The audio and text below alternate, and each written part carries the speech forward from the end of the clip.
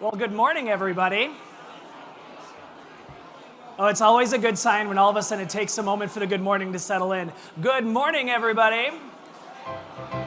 Welcome to the 100th Good Leadership Breakfast. Hey, you may remember I said we were going to start 5 minutes ago. The reason we didn't is because we had to set up a few more tables because so many people wanted to be here to celebrate that goodness pays today. So before we get started, let's take a look at a message from our title sponsor, Old National Bank. 2 gold bars. They stand for financial expertise, personal guidance, a sign of your success. Do you have them? At Old National Bank, your success is everything. And now officially, because Old National Bank has ushered us in, now we can really say good morning and welcome to the 100th Good Leadership Breakfast, everybody. Let's make some noise.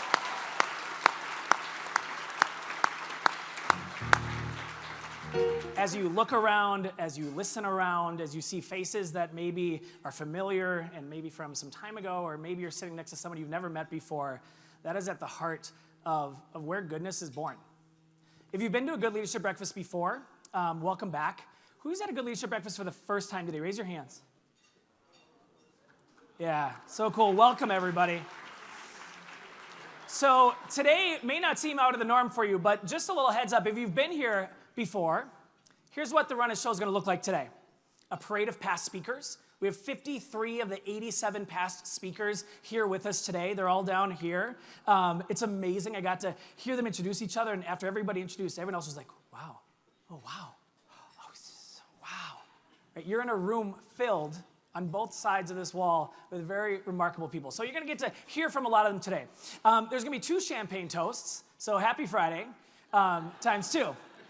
There's going to be 3 workshops. One of the foundation elements of Good Leadership Breakfast is spending time in conversation, in work with the people around you. And lastly, a very special Goodness Pays challenge. So lots in store. May take a little bit longer today than we normally take, but let's settle into the celebration at hand with each other. As past speakers come on up today, they're going to share a couple things with you. First of all, when they spoke at the breakfast, and number 2, the impact that the Good Leadership Breakfast had on them as people, as leaders. So I'd like to go ahead and start by sharing our 2 friends up on stage right now. Julie McDonough, Minnesota Market President of Old National Bank, and Darren Lynch, CEO, President, Founder of Irish Titan. So, Julie. All right. Thank you, JC. Good morning. And JC, I had the privilege of doing your job for a few years. I co-hosted the Good Leadership Breakfast with Paul from 2015 to 2020. I think we counted up 41 breakfasts, so it was really fun to see all these familiar faces here this morning. I was originally drawn to this breakfast. I attended as a guest, and the messaging really resonated with me. I'd had good leaders, I'd had great leaders, and I'd had some bad leaders. And I just knew that this was something that I wanted to continue to grow in. I knew what I wanted to aspire to be as a leader, and I wanted to surround myself with a community of like-minded individuals that believed in that too. So, standing here with me, I have Darren Lynch, who was also a past speaker. And Darren, if I remember right, I think you spoke on having fun in the office. I did. I was a speaker in October of 2017. I spoke about one of the 7 F's, fun. I think I wove into that speech a little bit that I learned from Good Leadership about how you can have fun without losing that sense of a culture of accountability. And I think that was a good demonstration of how good leadership had impacted me as a leader and our company, Irish Titan. But wait, there's more, because I actually was at the very first Good Leadership Breakfast. I know that there's some others in here that were at the very first Good Leadership Breakfast. I think a lot of friendships have been born from these breakfasts. And so I was there in January of 2010 when 73 people showed up. And then look at where we are today, an overnight success, 12 years in the making. Congratulations to Paul, Melinda, Aaron, the Good Leadership team on behalf of that. But I have attended nearly all of the breakfasts, created a lot of great relationships, been inspired by Paul and Paul always wears a nice, colorful, bright, positive jacket. I think on behalf of Bavender, maybe with some of them. So he inspired me to wear my green velvet jacket today. Doesn't take much for me to wear green, but my green velvet jacket is only for special occasions like the 100th episode of the Good Leadership Breakfast. We've been sponsors since there were sponsors, and we are proud to be part of that. We're a better company for it, and we're proud to be associated with Good Leadership Breakfast, so thank you for that. Okay. Now I get to introduce my boss, Shadi Alamar. Oh no, he's shaking his head at me.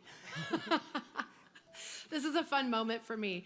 As JC introduced earlier, I am a leader in the wealth management group at Old National and the Minnesota Market President. I just joined this summer, and Shadi is someone that I met here at a Good Leadership Breakfast several years ago. So when I had the opportunity to join Old National, I knew that we had a lot of common values, that we had values in common already and a solid foundation. And so it's really fun for me to get to introduce him today. Shadi Alamar, CEO of Wealth Management.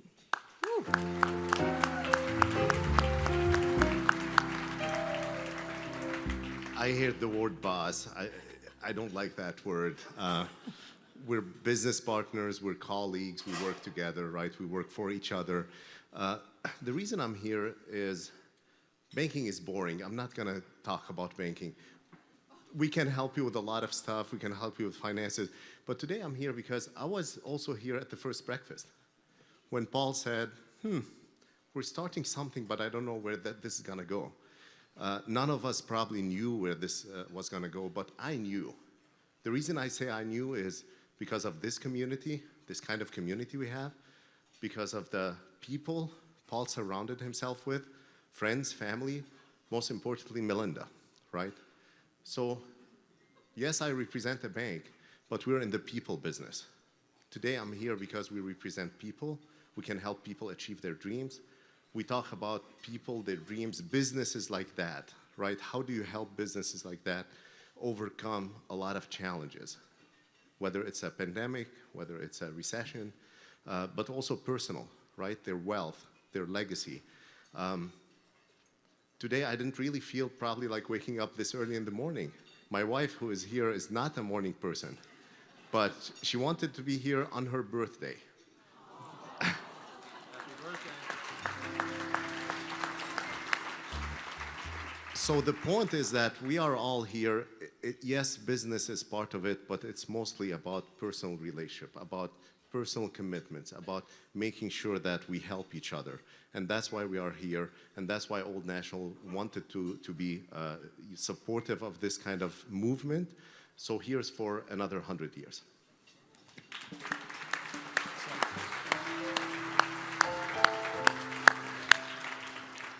Thank you, Shadi. So I'm going to walk us through, feel free to eat while I'm up here walking us through a little bit of the history of the Good Leadership Breakfast, how we arrived at the 100th episode. And before I start to walk down that path, I think one of the things that is really of note, and I think the history unveils, is how life can be a series of accidents, right? Fortunate accidents. Because for as polished and professional and impactful an experience as we all have at this breakfast, there are some things along the way that happen by accident that have been incorporated into that experience. And I think that I'll try to hit on some of those because I think that's a lesson we can all walk away with. So, as I mentioned, the first breakfast was in January of 2010. I think it was on the second Friday. Paul and I were on the phone the other day and talking through today's event, and I actually searched through my calendar, and it was still on my calendar. So I was there, Shadi was there were some other people that were there. It was a way for Paul to make more effective use of his time, because during the Great Recession, he could only have so many coffees, so many lunches, so many pints, and decided to combine all of that, probably minus the pints, into the breakfast, okay? And as was mentioned, everybody started to ask, well, when can we do this again? So that was the first accident right there, that this turned into a series. There were 73 people there. Then we moved into the ongoing breakfast. And the theme of the ongoing breakfast were the 7 F's at first. And they're still a big part of the experience today with the 7 F wheels. But the 7 F's were talked about consistently during that first era: faith, family, finances, fitness, fun, friends, and future. So that was a theme that we all talked about and hopefully learned from. The guest list started to increase in size, and it was mostly family and friends, speaking of Fs, during that era. Then along came the sponsorship era. So the speakers started to elevate a little bit. The experience started to elevate a little bit. There was this little fly-by-night sponsor, Cargill, you've maybe heard of it, that helped make the breakfast what it is today. And also, the second accident, oops, nope, I meant to do that, started to emerge when Mark Birdman, who we'll be hearing more from, suggested the bucket of goodwill. And that's now a tradition, right? A tradition was born that day. So that's another beautiful accident. Then the breakfast really elevated when speakers with followers, a different level of content, a different level of inspirational message started to be included in part of our breakfast, 3 in the fall, 3 in the spring. So examples are Sonia Mehring from Caringbridge, Kevin Warren, Minnesota Vikings at the time, Big Ten commissioner now. I know he's here. And so accordingly, the attendance grew, right? It grew to over 150 people, so we needed to move. I'm not part of the team. The good leadership team needed to move from the Minnesota Valley Country Club first to Edina Country Club and then Golden Valley Country Club. Many of us traveled through each of those before arriving here. And so that was an experience really driven by the elevation of the speakers with followers. The other accidental thing that happened during that era when the speakers started to elevate was table talk, right? Because there were some circumstances that led to prompting people to talk at their tables about the lessons they're learning or the lessons they're being challenged by in the good leadership sphere of content. And table talk then became part of the ongoing tradition. Pivot point, 2020 came along. Curveballs thrown our way on almost every regard, right? Well, Paul and team demonstrated the resiliency of good leaders and decided they weren't going to stop the breakfast. They weren't going to wait for the world to get back to what it was before. They were going to continue to work through and stand tall through the pandemic. And so they started to offer a virtual good leadership breakfast experience. And it started with an iPhone production. And that's the picture on the left with John Thomas, who's here. And he spoke via iPhone, right?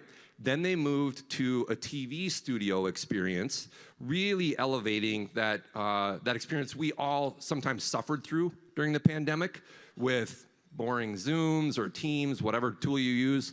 And they didn't want to commit to those standards. They wanted to raise the standards. And quick detour, Irish Titan does a big event every fall called Ecom Forum. And we just completed our 8th annual one a few months ago. Well, the first 5 were in person, and we needed to pivot during the pandemic too, because we were not going to stop doing the event, and we also did not want to do a boring Zoom. Seeing the approach and the professionalism and the experience that Paul and his team delivered, particularly when they enhanced it to the studio experience, was an inspiration to us. So I think that is a tangible example of where I can share that Irish Titan benefited from the experience I've had with Paul and his team and how we've learned from each other, hopefully helped each other in a symbiotic relationship over the years. So after that, right, we find ourselves here today, 100 episodes. And so let's pause right there for a round of applause.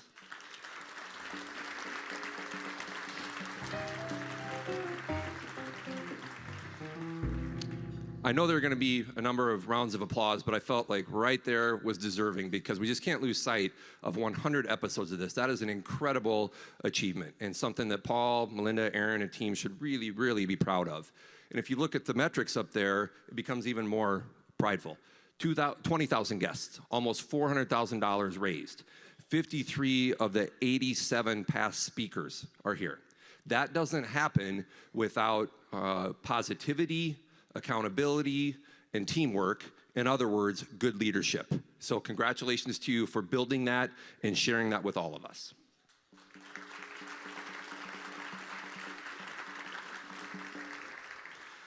So with that, I'm going to invite Paul and Melinda up on stage for a quick, hard-hitting, investigative journalism sort of Q&A. Not really.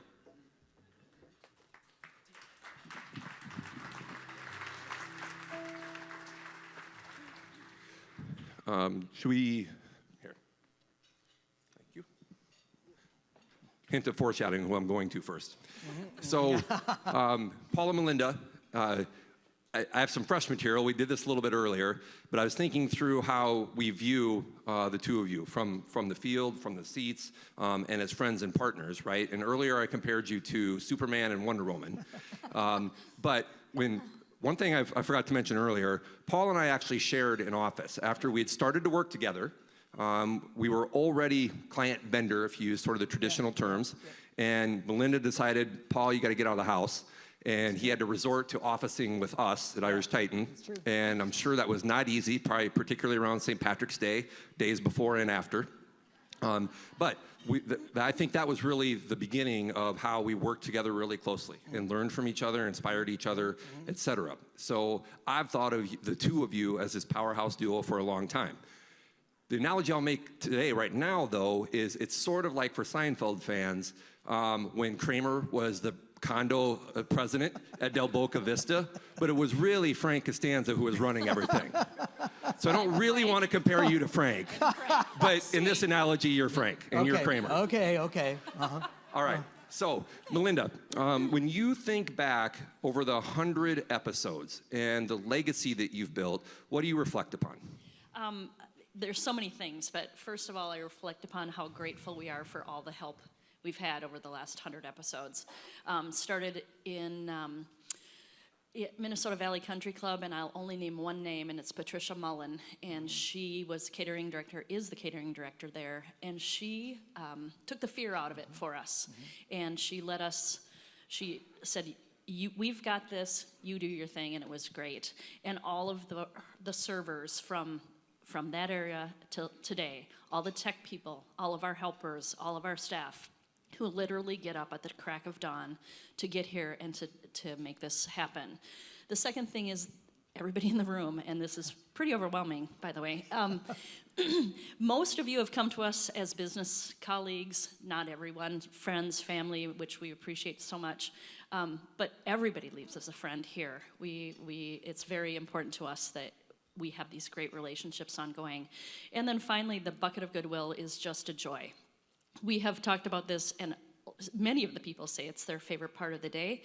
I am the lucky person that receives all the thank you notes from the charities that receive our donations, and believe me, it's overwhelming. It's a very powerful thing we do, and thanks to Mark Bergman and Handy Paint Pill Products who help us out in that. It's remarkable, and thank you for being the donors to that all those charities over the years. Thank you. Yeah, fantastic. That's fantastic. Paul, I'm going to go off script like we did a little bit earlier, because I think this is a real important thing to share, or an impactful thing to share, right? So a few months ago, there was, I think, the most moving experience I've had at the breakfast. And I think if you can share that with the audience, those of you who are new to the breakfast can walk away with a good sense of what the power of this breakfast can be. And those of you who were here can be reminded of it. Well, I'm at the moment, I'm terrible with names. It's possible that she's here. The person that won the bucket in September, if you're here, raise your hand. Thank you very much. Oh, beautiful. I'm going to paraphrase your story, and I'm going to butcher it, but please forgive me. We've been doing this a long time, and most of the time when we announce the winner of the Bucket of Goodwill, they're usually in the back of the room. It takes forever to wind themselves up here, and it's a little awkward, but this wonderful woman jumped up and ran right up these stairs and said, I've been coming here for many years, and I just knew someday I'd win, and I've been rehearsing this story. And it was fantastic. And she talked about how there's this community of people who've lost children in childbirth, and that it's a really lonely place to be, and there's an association that supports it. And she talked about how she's doing that because she lost a girl in childbirth. And she told us about her family traditions and how they bring that child along the journey. And we were stunned. And it was a spectacular moment when it went from quiet to immediate standing ovation.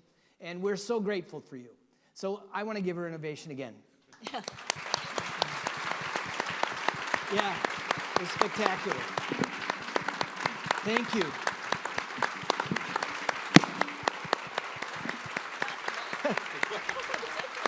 Thank you. Yeah. The Bucket of Goodwill is a special tradition, and that was a special moment, and this was a special moment. Yeah, that's So, right. Thank you, Yeah. everyone. Paul Kramer, over to you. So when you reflect Yeah. on the 100 episodes, what comes to mind? Well, the first thing is that we had a reception this morning with all the past speakers. They're down here on the floor. And as I was going down the list of the people who are here, I was adding up in my mind how long I'd known these people, and you add it all up, it's over 1,100 years. It was stunning. And then I think, now I'm looking out in the room, it's amazing that the relationships continue, and that's what makes life rich and worth living. I'm also reflecting on the fact that this wouldn't happen without guests who believe in goodness. Not everybody does, but this room does, and it's just always energizing. And whenever we stay committed to the mission, everything seems to work. But also, my sister Heidi is here. She was a part of this in the very, very beginning. Remember when we had family and friends as speakers? And Heidi does work in the diversity inclusion space, and you had a lot of influence on the group who was here. I had a postcard that we used to use to market. I think there's even a slide. Maybe advance it just a little bit. But Heidi was effective in helping me understand that as a middle-aged white guy who lives in the suburbs, I have lots of access and privileges and influences that not everybody has. And maybe I still don't even really understand that today, but I also understood with this platform that we could do something important, and that was to present a multicultural look at good leadership.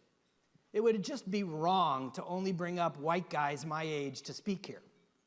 And so I put a lot of care and energy into what did that mosaic look like on the postcards. And that's the reason I've met so many of you. And it makes it worth doing. So I'm really grateful for all of you who said yes. And we're going to continue to look through that same lens as we go forward. So those are my reflections. Thank you for those thoughts.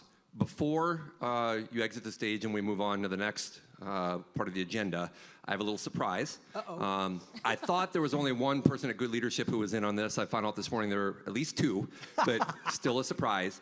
I was speaking at an event a couple of weeks ago, and one of the things asked of me is, what advice do you wish you would have heard earlier? And I said that, I wasn't sure any advice earlier would have helped me. I'm kind of stubborn, kind of defiant. The lessons I've learned are the lessons I've earned. But what I did say is that I would have benefited if there had been people that I know now, if I'd known them earlier in my life, right? I think influence, impression, that concept of you are who you spend time with. Yeah. I think if I had met some people earlier in my life, I would have benefited from that. And Paul and Melinda, you're in that category. To be associated with people of character and competence such as yourselves, you fall into that category. So I want to present you with something. Thank you. This is our first ever Irish Titan honorary rugby that we're presenting. Awesome. Look at that. That's Look at fabulous. that. Look at that. Oh my gosh, Darren. Yeah. Whenever one of our Titans, that's how we refer to our employees, reach their 1-year anniversary, we give them a rugby with their name and number. In fact, one of our Titans here is wearing his today, I noticed. And so I thought that this was an occasion that deserved that. Yeah, awesome. When I present it to the Titans, I say wear this with pride. In this case, I'll reverse that and say that I'm proud for you to have one. Thank you. That's awesome. Beautiful. For the camera here, dear, right there, yeah, wherever the camera is, we're doing that. Yeah, awesome. Thank you very much. Yeah, thank you.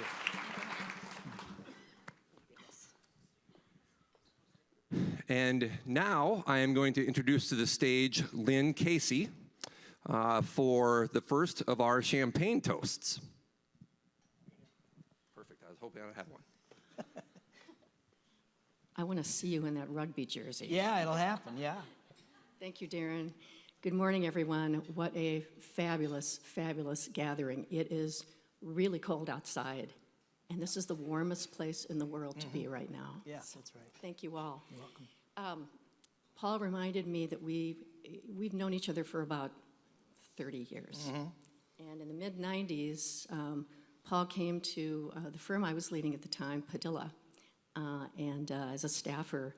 And it wasn't too long after he arrived that I realized you were going to do something else. And it was going to be big, it was going to be entrepreneurial, it was going to be somewhere around the heart and the soul, and it was going to be a family affair. And that's what we're doing today. Good Leadership Enterprises is an amazing organization. And whether you've been touched by the breakfasts, or the books, or the team coaching, the individual coaching, all of us in this room owe a great deal of gratitude to one person and his spouse and his team who conceived of what we're here today to do, which is to celebrate the 100th Good Leadership Breakfast. So I'm going to run those numbers again with Daryl. 20,000 plus total guests over 13 years, phenomenal.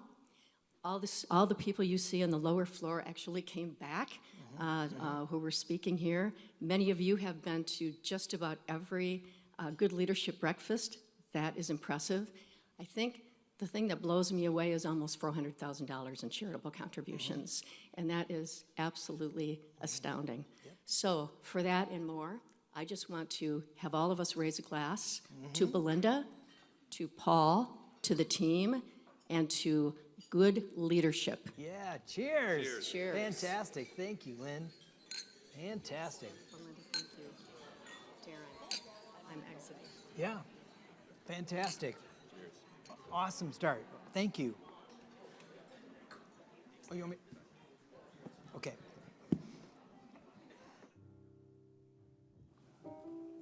Rita, Dana, yeah, if you want to come on up.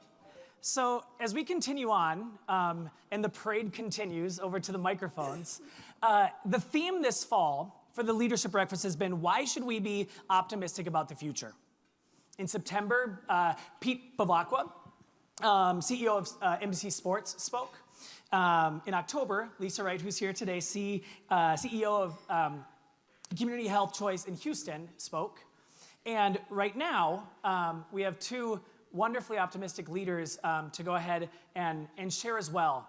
But I think one of the things as we continue to lean into what good leadership looks like is the obligation of optimism for leaders, right? There's an obligation to be optimistic about where we are going that allows those people who are taking our leadership to understand that there is a pathway to go. And what we do here every single time at the Good Leadership Breakfast is what? We do the 7 Fs. And one of those 7 Fs, future, leans into our daily affirmation of going, how am I looking at the future? So we have two wonderful, optimistic leaders here with us, Rita Johnson-Mills and Dan Mallon, who are going to go ahead and share about their experience at the breakfast when they spoke, and a little bit about optimism and leadership. Wow. Good morning again, and thank you all so very much. This is a really overwhelming and just a grateful experience to be here and to see so many of you today. At my Good Leadership Breakfast where I spoke in 2016, I have the honor, I believe, Paul, and correct me, of being the first Black female speaker at a Good Leadership Breakfast. Thank you. And what that experience did for me was it allowed me to take off the mask, to take off the false face, and to share my background and experience in a very authentic way of how my career had progressed into leading, being a leader in a very large company, United Healthcare, when I was born in the boot heel of Missouri, in an agricultural town, poorest county in the state of Missouri, and did not have the vision to even dream of being a part of an organization like United and to be a part of an organization now like Good Leadership Enterprises and to stand on the stage then and today. So it helped me to be more open and to share my experiences with others.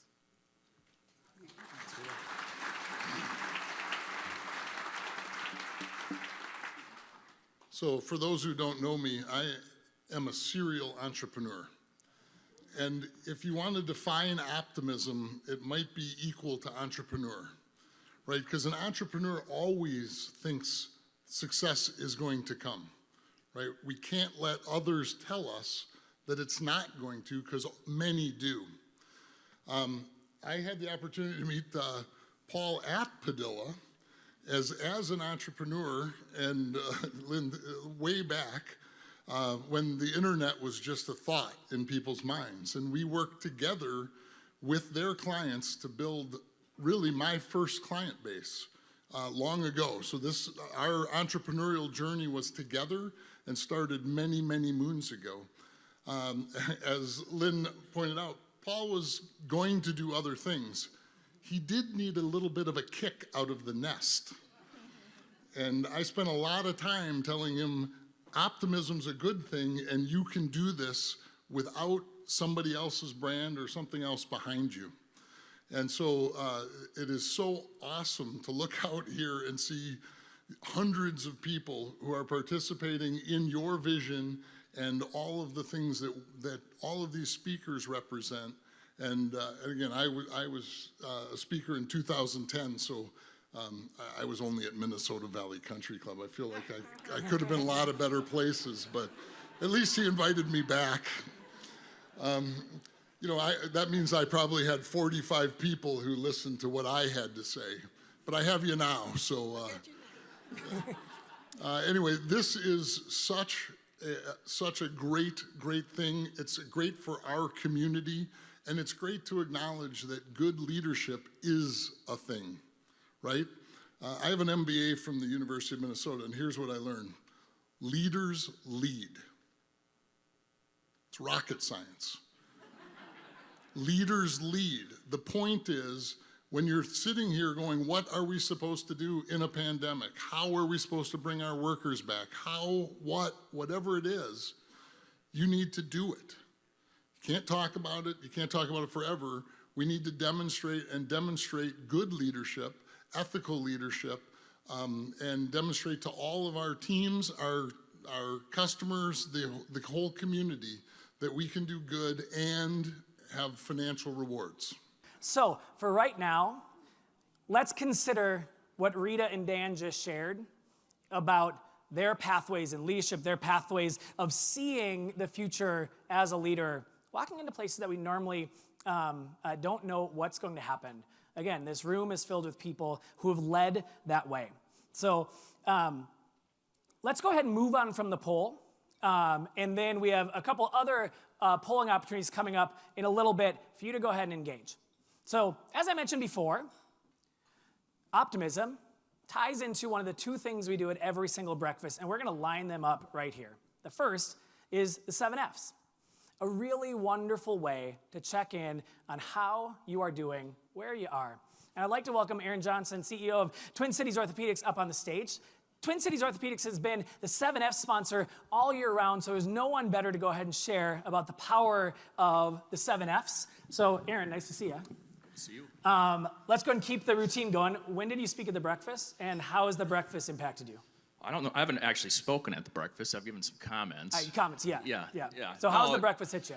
It's very impactful, and for all the reasons people talked about already this morning. And I mean, look at the room here. And Paul, I'm going to be the only one who says this to you today, but I'm really mad at you because I have to be up here in front of people speaking, which you know how much I hate. So, yeah, right. I know. But no, it's the relationships, it's the contacts, and all the people with a lot of shared common interests, which has been great. Awesome. So what about the 7Fs? How does it impact the work that you've been doing in the growing Twin Cities Orthopedics? Yeah, so we've worked with Good Leadership for a number of years, and like most of you, obviously. And in any group setting and work that we would do with them, we always would start with a structured check-in, and then go through the 7 F's exercise. And I'll be honest, first time I did it, I kind of looked around the room and I'm going, why does this really matter? And why do these people care about my faith or my fitness? I haven't been to the gym in a month. And it didn't make a ton of sense to me at the time. But fast forward a number of years and having gone through that exercise with my team, you absolutely see the value because it forces you to take a step back. You're all leaders within your organization, and you look at your team, and you get to know them on a more personal level. And I think that's incredibly important. We all deal with a lot of stress at work, and a team that actually cares about one another is going to be much more successful and absolutely thrive together. And that's what I've seen over the years in completing that exercise with my team. Awesome. Thanks, Aaron. Thank you. Appreciate it.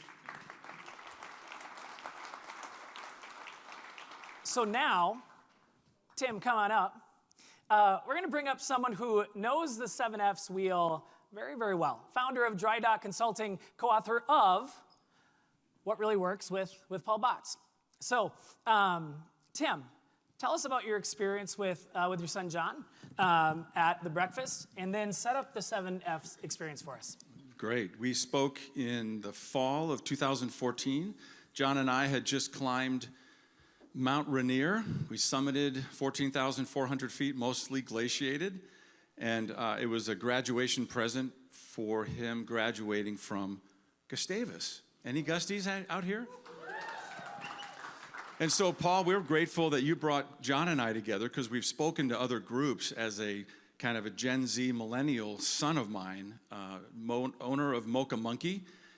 John is an incredible young man I'm very proud of. He's got a pottery studio. He's the owner of Mocha Monkey. He's got 3 locations. And what's really interesting is his YouTube presence. And so 200,000 followers watch his pottery videos, and he had 60 million views on one of his Instagram YouTube channels. And so Paul brought that together, and we're grateful to be able to contribute to how the 7 F's contributed right into our work together. Yeah. Thank you. Yeah. So we're going to tee up the 7 F's wheel. And I have a question to kick this off. Someone on Paul's team said, I'm eager to hear how you tee up the 7 F's because we hear Paul say it all the time.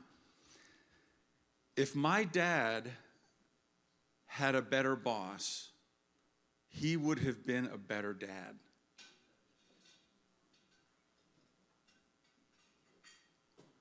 If my mom had a better boss, she could have been a better mom. It's chilling to think of the responsibility we have as leaders and the people we get to influence. Goodness pays when we help others survive and thrive. My name is Tim Schmidt, and it's been a pleasure to work with Paul back in 2010 when we did the global research to determine what does the world think about these 7 F's. So my role is to reintroduce the 7 F's wheel. So at your table is a handout for you because we're going to move into the table discussion in about 3 minutes. There are 2 lenses that I want you to think about with the 7 F's. Lens number 1 is as a leader. I believe corporate America has a stake in families, marriages, and relationships. Strong, nutritious relationships in the home and financial prosperity in business are completely linked together. I love this. The chasm between the boardroom and the family room is closing. The CEO of Chick-fil-A, Truett Cathy, said in USA Today, you can't expect people to do well in their business if they've got problems at home. You know they had 60,000 applicants to be a franchise owner for 100 spots. Closed on Sundays is about quality family time. Relational wellness is a big deal at Chick-fil-A. Goodness pays when we help others survive. The 7F scorecard is all about human flourishing. And it goes beyond family and friends. 2 quick surveys, and we're going to move to the sheet. A survey of MBA graduates discovered that 70% rated work-family balance as more important to them than salary. So are we talking about it? If my dad had a better boss, he would have been a better dad.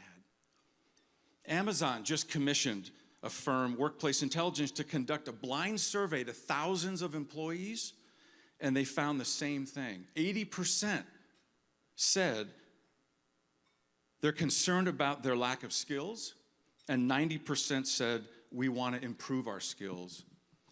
And the survey from Amazon said, what happens when you get that? Why are you motivated to improve your skills?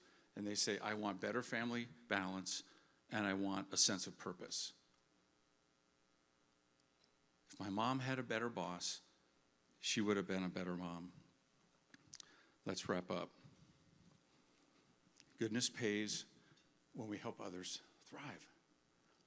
Lens number 2 is you. Your portfolio of human flourishing is on that page. Stephen Pressfield, one of my favorite authors, War of Art, said most of us have 2 lives, the life we live and the unlived life within us. And in between stands resistance. When we take the water away from mental dry dock that we're in and look at what's going on under the surface, we have an opportunity to understand what the resistance is going on by you modeling it for your employees. In 2010, John, if you would just stand up and wave so everybody knows where you are. We summited Mount Rainier, and we came to the leadership breakfast to tell our story.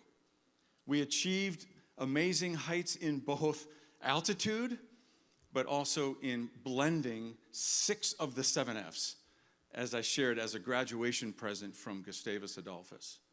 It was a tremendous opportunity we had, and Paul, we can thank you for inviting John and I in the fall of 2014 to begin to understand that blending the 7 Fs is where human flourishing comes from. So here's what you're going to do now at your table. The question will be up on the screen. How is your 7 Fs wheel calling you to be a better leader? So take a look at your personal 7 Fs, quickly complete that. 10 is high, 1 is low. Once you put a dot on each of those 7 Fs, you can connect the lines and see if your wheel will roll. And for you personally, how's it going? And then pivot to your table talk is how is your 7 Fs wheel calling you to be a better leader? Let's do it. Well, thank you, Benny, and thank you, everyone, for your conversations with each other. As I mentioned, right, there's always these 2 wonderful things that we do at the Good Leadership Breakfast. We just did one, the 7 Fs, and now we're going to cue up the second, the bucket of goodwill. But before I do, me and Paul are having a conversation right here before you all arrived today. And Paul told me how, especially this time of year, he would recommend to breakfast attendees to perhaps if you gather with your family next week or any time throughout this holiday season, to do the 7 Fs and the bucket of goodwill with those people that you gather with. Right? We grow our 7 Fs as much at work as we do at home. But often in those times, we get into spaces like this and we forget the power that we have here and how it transcends any room we walk into. So consider that as you move into this holiday season. I'd love to welcome our friends Mark Bergman and Gloria Perez. Back in 2013, Mark asked Paul, I'd say, hey, is there any way that we could take this and mobilize it into doing good for other people? And as the Handy Paint Pail founder here planted the seed, the Bucket of Goodwill was born. So, Mark, talk about the Bucket of Goodwill as someone who has been incredibly generous and has opened up pathways for others to do so as well. Live? Here we go. Wow. Biggest group I've ever had to be in front of, for sure. And it was funny talking to Gloria right now. before we came on. I said, do you like doing this stuff? She said, no. I said, I don't either. And we both said, Paul knows we don't like doing this. But, he, you know, for a little guy, he's very persuasive. You can't say no.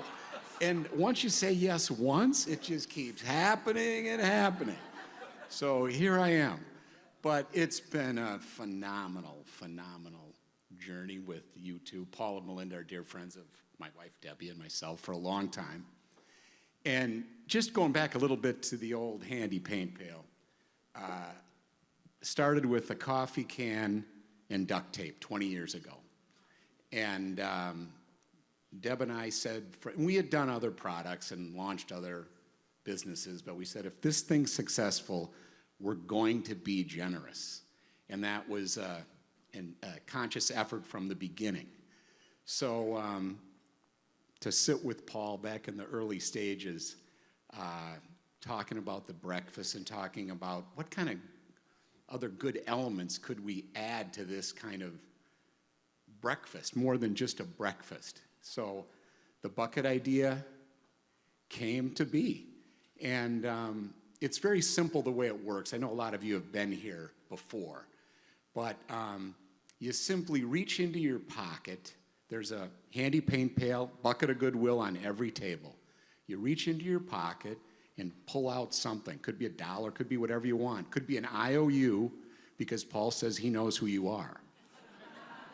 Take checks, and along with the contribution, if you decide to do something, please add in your business card, or there's cards on the table to fill out with your name.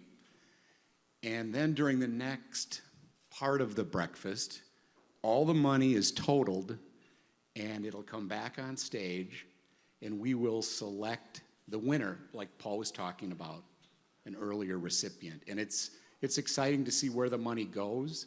We've kept track of it in our office, and everyone there at our team is thrilled we've been able to do this for 100 breakfasts. Who knew when it started, you know, when you said, hey, how about matching it? Yeah, sure, what the heck? 30 people there. How much damage can that do?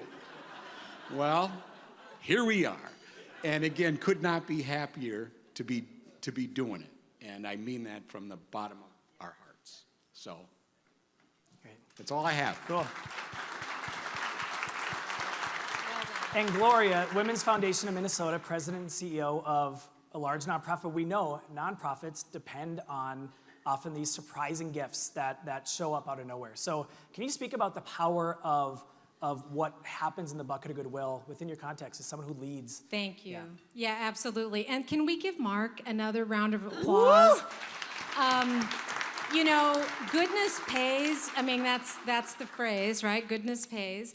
And it looks good on you, I'll say that. And I think your little idea really paid off for our community. So I'm standing here as a nonprofit leader for longer than I'd like to think. But what I can say is for every nonprofit that I've been involved in, Jeremiah program was 21 years. That was the longest tenured one. When contributions come in from groups such as the Good Breakfast, it not only helps those organizations do the good work that they're doing, but it inspires the people doing the good work. Because so often the people doing the work have their own issues, by the way, right? You know, you think of early childhood care providers. Think of the people who are serving the meals to kids who are leaving their homes, you know, with hunger in their belly. And so the money that comes in, the affirmation of the work that they're doing, the why for them being there is reinforced through the goodness that comes through these pails. And so I just want to say thank you for what you've done over the course of your history here, 100th breakfasts, that's amazing. Thank you for the goodness that you're going to do and keep doing it, because it really does pay off. And so on behalf of nonprofit organizations around Minnesota and all the charities, I just say thank you so much. Thanks, you guys. Appreciate it. All right, everybody. In a little bit, people will come around and collect the buckets of goodwill from your tables. But right now, I'd like to introduce Lisa Wright, President and CEO of Community Health Choice, who spoke here last month, and Megan Remark, President, Regions Hospital Health Partners. Take a moment and share the impact of Good Leadership Breakfast on both of you. Wow. So, as mentioned, I got the opportunity to speak last month, and you know, the very interesting thing about coming here, and really, especially because I come from out of town, is I really took away the fact that everyone was really interested in understanding more. Everyone was very open, and really the importance of reflection. You know, I always say that as CEO, there's not a ton of people, maybe in your world, Megan, that are knocking at your door saying, oh my God, you did such a great job. And what the breakfast made me do is stop and reflect. And just really reflect on all the goodness, despite being in a pandemic for the past couple years, that has happened, and all the goodness that Paul and his team have brought to Community Health Choice since I joined as the leader. And that's really what I took away from the breakfast. Well, thanks, Lisa. My name is Megan Remark, and I'm a leader at Health Partners. And I had an opportunity to present at the Good Leadership Breakfast twice, actually, once pre-pandemic and once in the studio during the pandemic. And I also had the good fortune of writing the introduction to one of Paul's latest books on leadership is a team sport. And, you know, actually today is what's so amazing about the Good Leadership Breakfast. Lisa and I had not met before. We've already recognized how many things we have in common. And as we all know, leadership can be a lonely place. And what I've appreciated about the Good Leadership Breakfast is an opportunity to meet with other leaders who also want to continue to lead with goodness. And so having the opportunity to actually meet new people that we may never have met in other industries has been just a huge gift that Paul and his team have given us. And we also have utilized good leadership, Paul and his team of coaches at Health Partners. And what has been so amazing is someone had said earlier, you know, leading through challenging times, you have to lead with goodness in order to have teams really coming together to give their best. And as we work in healthcare, that is more important now than ever before. And so what I have really appreciated is that Paul and his team have helped continue to give us that courage to lead through challenging times and lead with goodness as we've come out of the pandemic. And so I have the great privilege and opportunity of introducing one of the founders of the Good Leadership Breakfast, as well as the founder and CEO of Good Leadership, Paul Botts. So welcome, Paul, to the stage this morning. Thank you. I really appreciate it. Thanks. Wow, well, let's just state the obvious. This is fun. Yeah, this is fun. I want to throw you back to 2010. I'm realizing now lately that this is not as easy as it used to be. A lot of people have repressed all of this. So in 2010, the banks were failing. And as the banks failed, people lost their homes. People with small businesses like mine were losing their businesses. I know this to be true because I met them. All these people wanted to have coffee. And it was really difficult. It was dark. It was also the time that we all started carrying cell phones in our pocket, so it made it even faster to spread the darkness. And then we started learning how to, argue with each other across the aisle, and it just kept getting worse and worse and worse. And so now as I look back at it, the idea that we were willing to talk about goodness with that inherent message of hope and positivity, it's no wonder that first breakfast worked.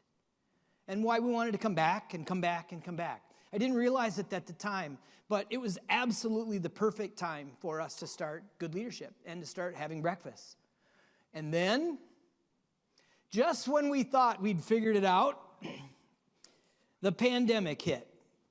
And every one of our 37 clients, except for 2, called and said, we need to take a pause.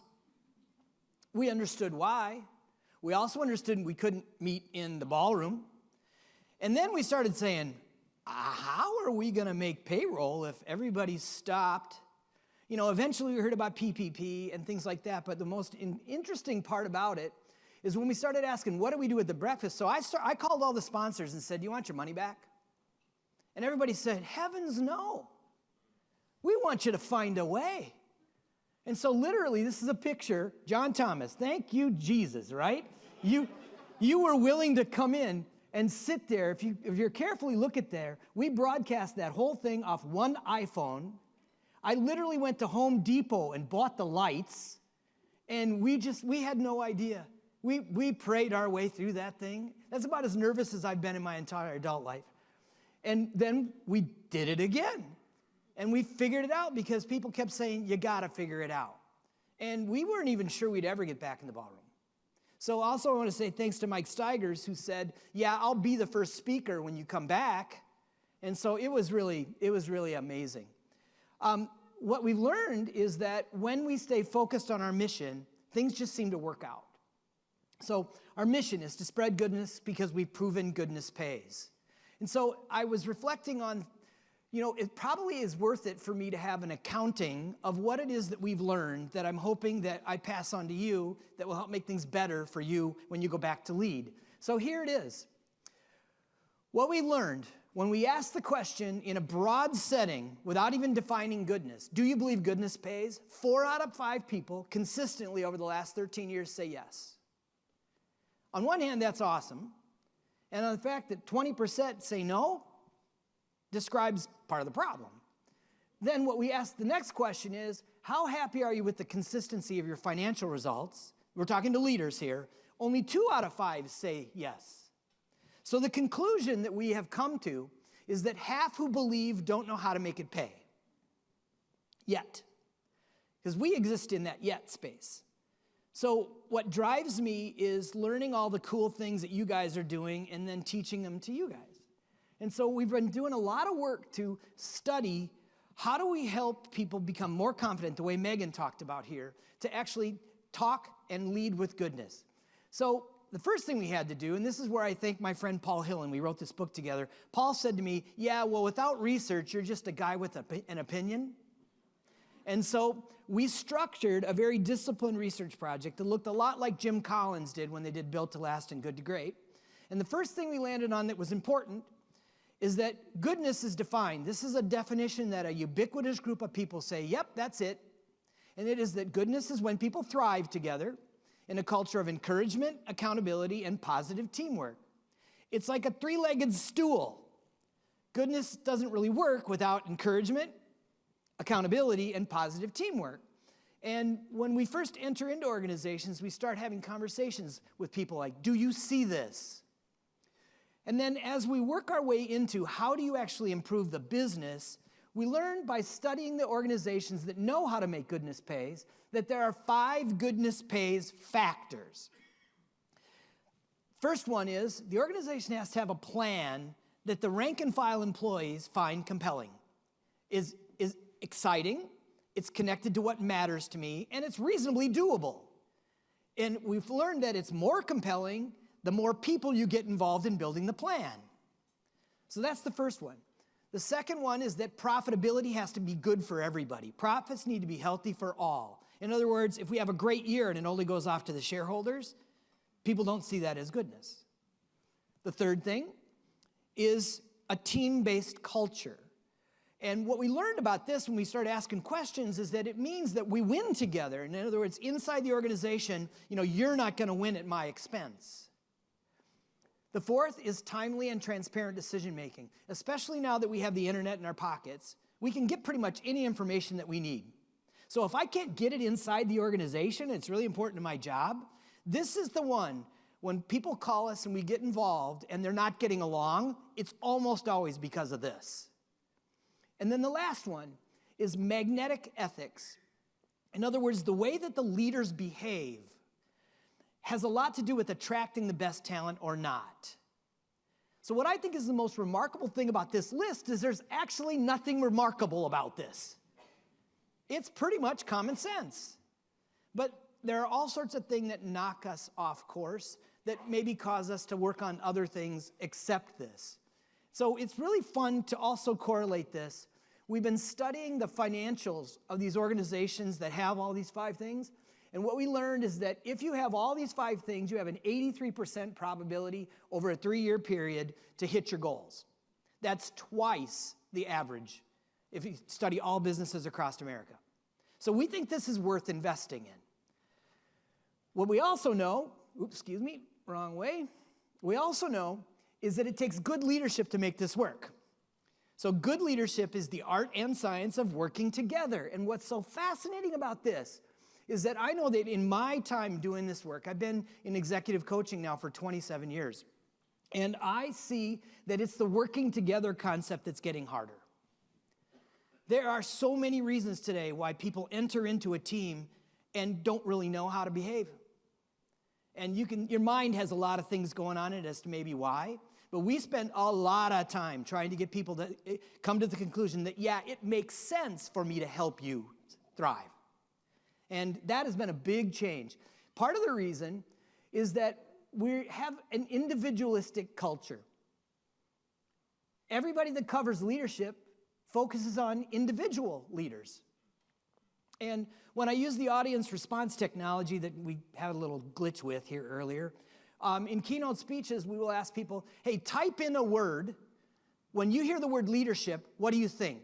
Most of the time, it's things like honesty, courage, accountability, resilience. But those are all individual concepts. It's usually the 7th or 8th or 9th thing that we hear, teamwork. So it's really, I think, pretty simple what we're trying to do here. We're trying to bring out this idea that goodness equals thrive together and that working together is a plural concept. And that's what you do when you do what we do for a living. You try to figure out how do you create simple pathways in the brain so that people are going to do things differently today than they did yesterday. So in our conclusion is that goodness and good leadership is all about teams. But it's also interesting. We have surveyed over 450 executive teams since we started this business. The first time we survey, only 54% of them are aligned around a plan they believe in with the consistent value system to actually do what they say they're going to do. Half.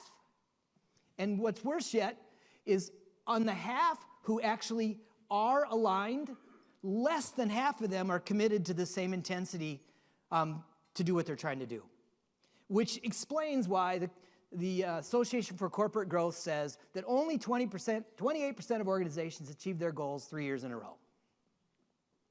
So we think it's worth it to invest, to believe in goodness and to invest in good leadership because that'll improve how well people work together. Most organizations today are teams of teams. If we get those teams of teams helping each other, the chances are you're going to have a lot more fun and a lot better financial results. That's the best I can do to simplify 13 years worth of research, and I hope you stayed with me.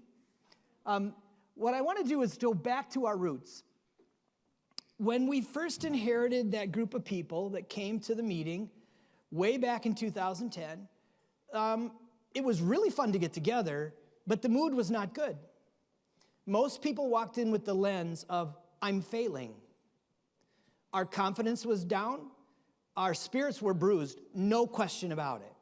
And as we started talking about this, we had thought about in advance, and luckily we had enough supplies, but we engaged people in this next exercise that we're going to engage you in. On your tables are thank you notes that look like this. Exactly like that. So I'm going to give you a second. Somebody's going to find them. What's beautiful about it is there's an envelope that has a stamp on it. And we believe that you have somebody in your mind that was a positive influence on you, that sent you in the trajectory that led you here today. I also believe you have a cell phone that's got their address in the phone. So we're going to give you time right now to think about somebody else and write them a thank you note and address the darn thing, will ya? And then we're going to pick these things up and we're going to send them for you today. So now, here's where I ask Benny to play some happy thank you note music. And I'm just going to monitor. And when you're done, please start telling people around you, who did you write your note to and why? If this is painful for you, I'm sorry. Do it anyway. Ready, set, go.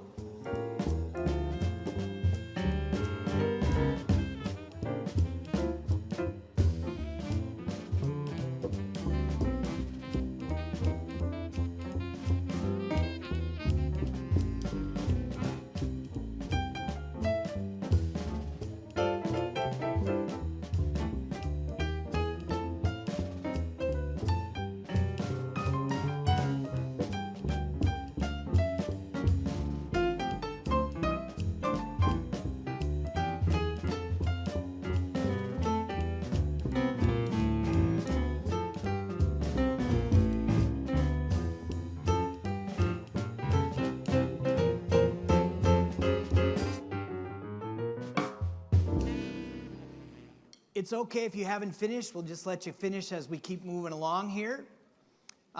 Thanks for doing that exercise. It's impossible to feel bad about yourself after you write somebody a thank you note. Yeah. So standing here with me is my colleague, Kevin Sensenig. In early October of this year, our firm, Good Leadership, acquired his firm, Interaction Dynamics Group. He's in the Pittsburgh area of Pennsylvania. And Kevin is the new president of Good Leadership. So thank you. So as you come back and see us next year, you're going to see Kevin as well as me. And we're doing some exciting things together. I have to tell you that I first met Kevin Sensenig back in 2010 when we did the research for this bright paper called How Leaders Grow Today. The context was no one was spending any money on people. And so how in the world were people developing themselves? We did this paper together. And Kevin, welcome to the team. How's your Good Leadership Breakfast experience been so far? Really good. But thank you very much for the opportunity to be the president of the organization.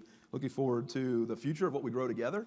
And we know goodness pays, and when we work together and thrive together, great things happen. So we're excited about that. Kara is also part of my team coming into Good Leadership now, and we're very excited about the future ahead of us with Good Leadership. So thank you.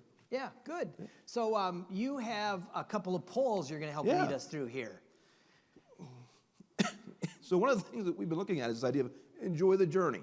You know, how do we get better at enjoying our time together, our time with our team, our time as leaders moving forward, our time with our life? And so I really like this concept we've created with a couple of key clients. And so we want to get into that a little bit and kind of understand how this plays into our thinking as leaders, because we know that when we enjoy the journey and people are in that culture of enjoying and thriving together, there's more desire to seek that accountability. And so that's what we want people is seeking accountability, not having to push accountability on them. And so that's a really key phrase that came out of this idea of enjoy the journey. Well, in the research that we did, just like we're going to do now, 2 months ago, the number one thing people were looking to see more of and craving more was individual accountability. Right. Yeah, we believe that comes from a team, by the way. So, well, we have a couple of polls here. So let's jump right into those. Again, you may need to go back and text Good Leadership to 22333 if it didn't work the last time for you. We'll give that a shot. And let's go ahead and go to our first poll as you get that queued up on your phone. And you can do that. So we'll go to that next poll first. And the poll question we have will be how much of the joy in your life comes from work? All right, so some good results coming in. And talk about a great example of good leadership. Kevin recognized my voice is crackling a little bit today. I picked up a little sinus thing on the plane coming in. And so thank you, Kevin, for taking care of that. I appreciate that. Well, it looks to me like people should have high fun scores on their 7Fs wheel because there's a lot of joy coming from our work. Yep. So let's look at the results here and see what came out for the group.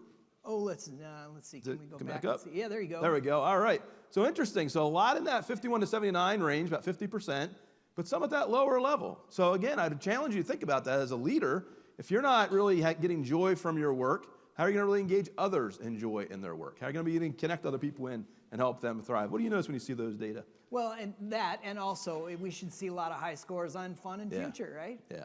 So let's look at the next one. Yeah, so go to the next poll question. Now, when we think about good leadership, it's about being others focused, not just about ourselves. So let's think about this joy that we might bring from looking at others. So what percentage of your colleagues do you believe are truly enjoying their journey? What percentage of your colleagues do you believe are enjoying their journey? As we look at our thoughts about those we're taking the journey with, and we kind of assume that maybe they're not enjoying that journey as much. So I challenge you to think about, as leaders, what can we do to raise our enjoy the journey score, and what can we do to help our team thrive together in enjoying that journey? What are you noticing there, Well, Paul? and consistency and quality in any environment has a lot to do with whether or not people think it's fun. Yeah. So if they don't like their work, the consistency and quality is going to go down. Yeah. So, yeah, it's good. Well, we're going to dump this into all the rest of the data we've collected on these same subjects, and it's thank you for helping. And I would encourage you to think about asking your team, are you enjoying your journey? Doesn't hurt to find out where they're actually at in that process and find ways to do that together and thrive together as a team. So, Paul, before I step away, you've done 100 breakfasts now and had over 80 speakers come in. What are a couple of the key takeaways that you've had from all the different leadership breakfasts? Well, you asked me this last week, and so I wrote down 3 things. Yep. So the first thing is that no speaker has ever gotten up here and said, oh yeah, in high school I knew I'd have this job today. There is no straight line. There are all these twists and turns, and we call them pivot points. When we run into things we didn't see, sometimes it hurts. Yep. And then we bounce off and go someplace else and look back and say, wow, that was actually a really, really good thing. Yep. So that is one thing that all the speakers have had in common. The second one is there's this others orientation with the people that we interview.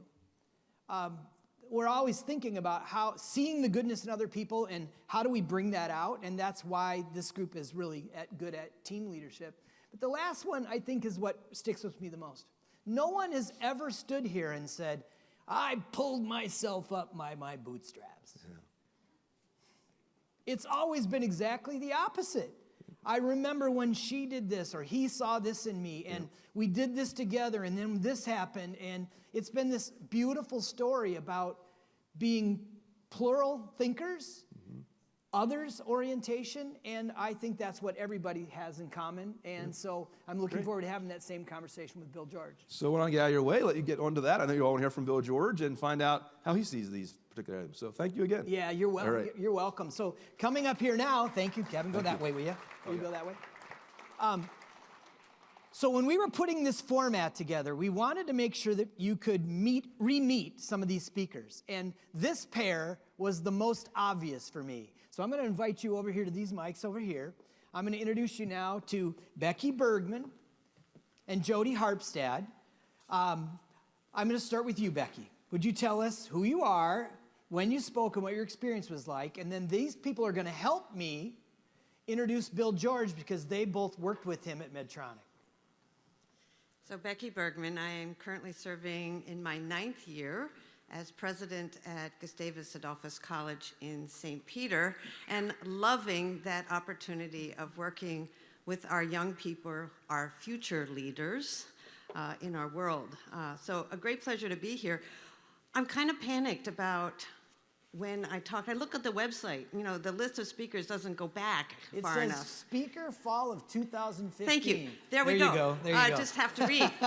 Fall of 2015. So about a year after I started at Gustavus and a year after I left Medtronic. Mm-hmm. So, Jody.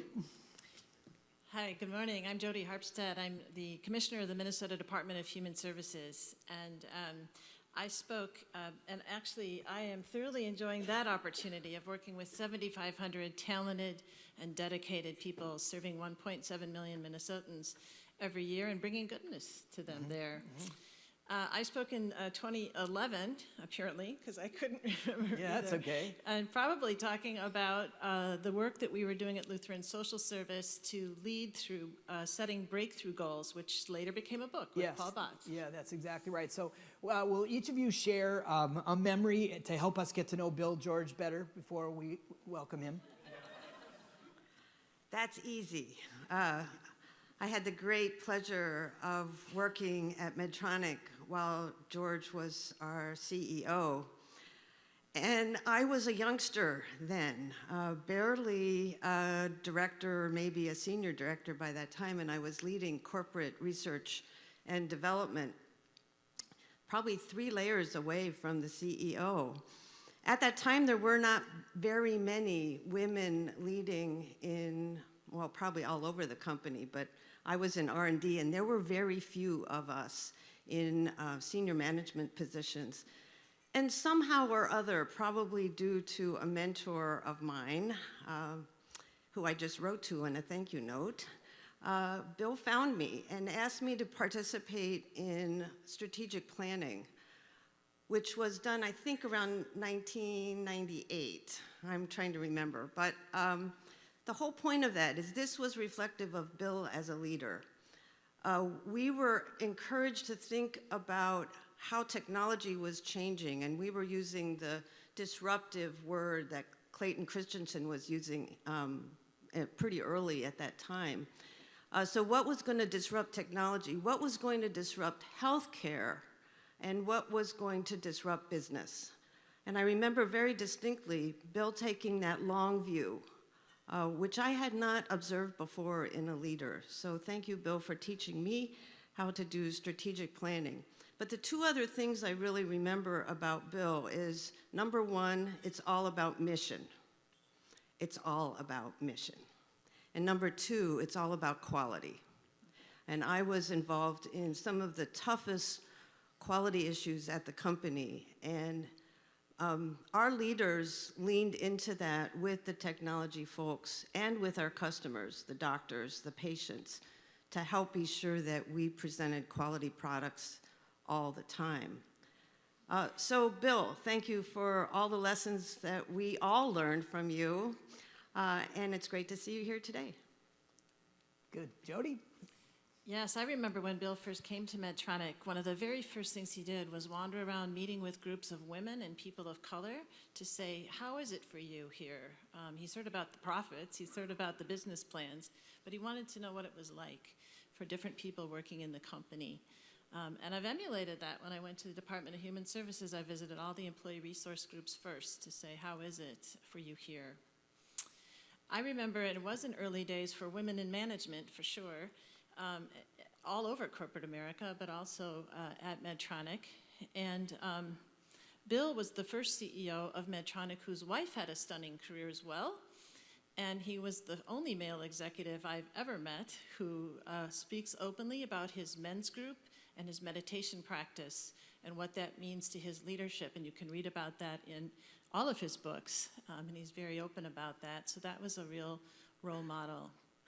I remember Bill saying when he came to the company that he would only serve as CEO for 10 years because after that, you've brought what there is to bring and it's someone else's turn.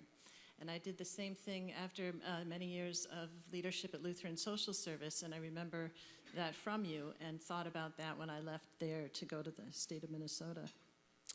And of course, all of us were very grateful for Bill taking our mission-driven, profitable company in the 90s to all new heights so that millions of patients around the world could live full lives with medical technology, and all sorts of families of our shareholders and our employees could buy homes, pay for college educations, and contribute to our favorite philanthropies. So remember that too.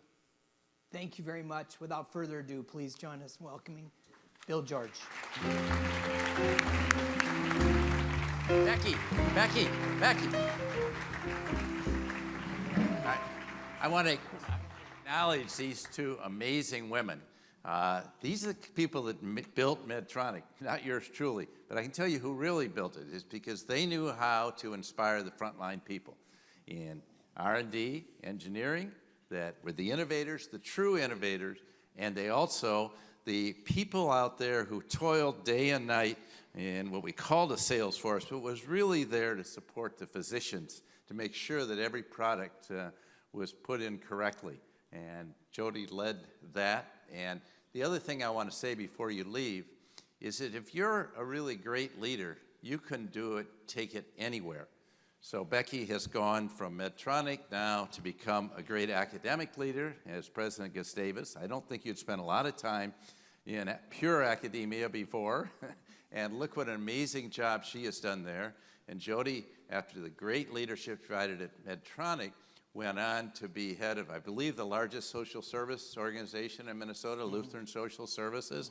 Did a fantastic job in her 10 years there, and now has done something I've not had the courage to do, and that's go in and be commissioner of the largest department in Minnesota, and has just been reappointed as commissioner of Department of Human Services Yeah, frankly, it was a mess when she took it over, and it's now thriving.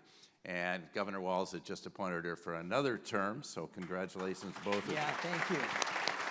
Thank you. Thank you. Well, Bill, I told you there was going to be a lot of frosting on the cake today. Yeah, so how did you grow up? Tell us about that, please.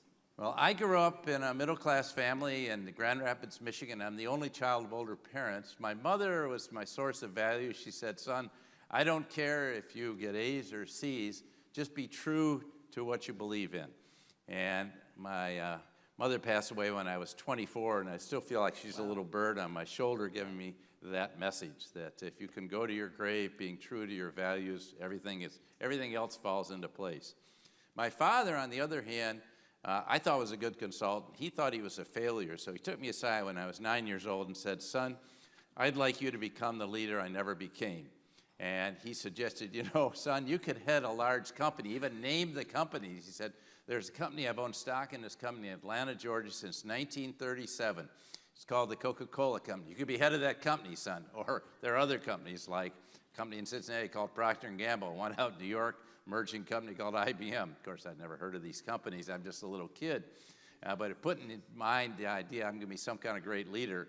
And the truth is, I didn't know anything about leadership. So I joined a lot of organizations in junior high, particularly in high school, and never was elected to student council, never chosen to head any organization, not even co-captain my high school tennis team. So finally, I put my hat in the ring to be president of senior class. When the votes came back, I lost by a margin of 2-1. So you can see, kids in my school didn't think I was much of a leader, because I wasn't. And so then I went off to Georgia Tech, and great school. I loved it. I could play tennis year-round. I liked a lot of wonderful things. But also, I wanted a fresh start. So I joined a lot of organizations again, ran for office 6 times, lost all 6.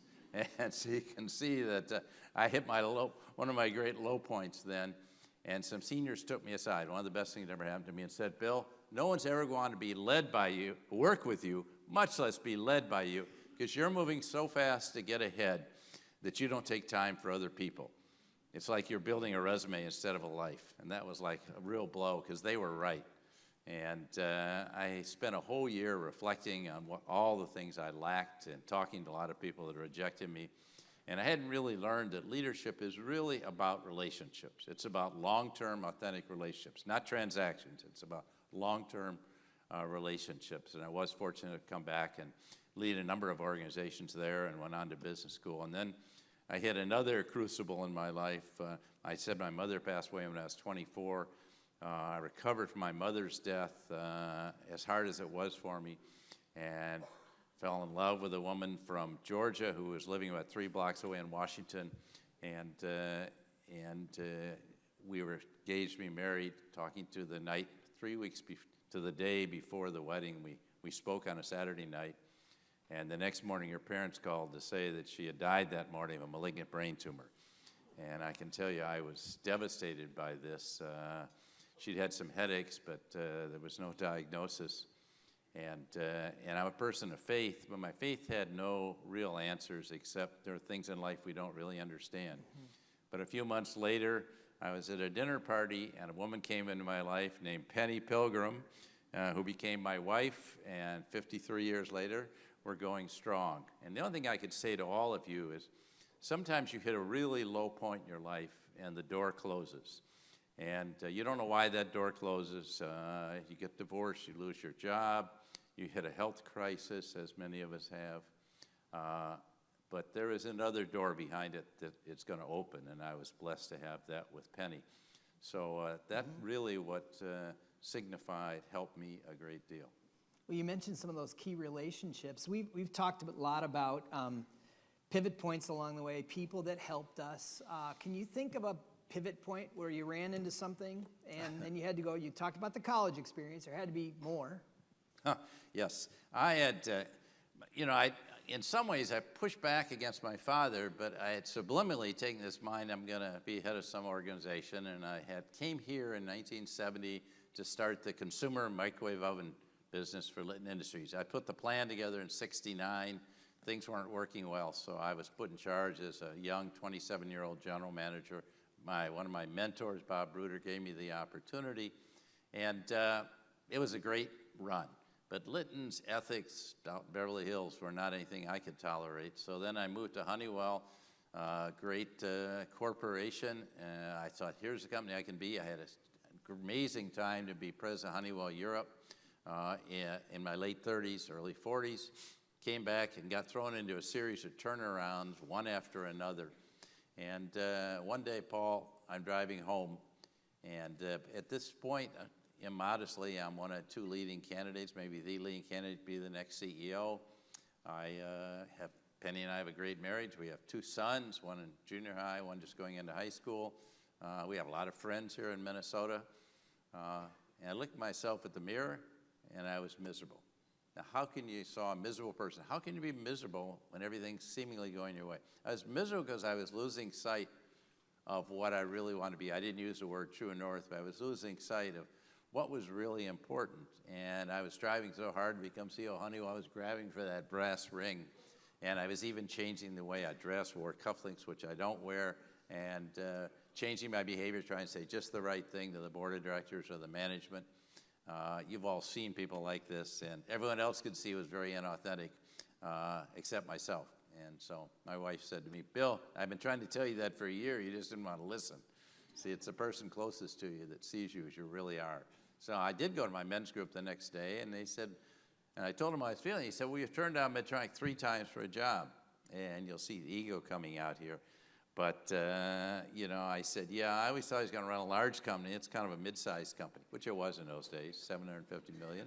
And it's kind of grown up a little bit.